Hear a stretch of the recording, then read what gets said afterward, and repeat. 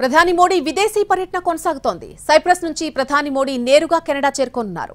ఆ దేశ ప్రధాని మార్క్ కార్నీ ఆహ్వానం మేరకు నేడు రేపు కనన్స్కాస్కిస్ లో జరగనున్నటువంటి G7 సదస్సుకు హాజరు కానున్నారు.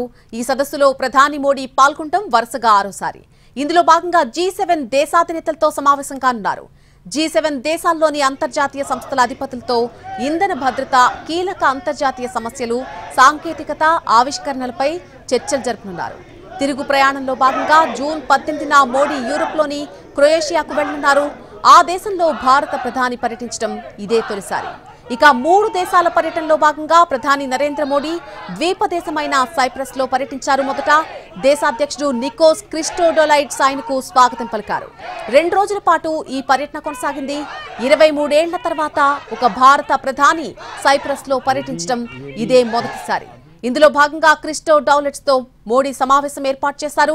వాణిజ్యం, సాంకేతికత, రక్షణ, పునరుత్పాదకత, ఇంధనం, కౌంటర్ టెర్రరిజం తదితర రంగాల్లో సహకారాన్ని మరింత పెంపొందించుకునే దిశగా చర్చలు జరిపారు.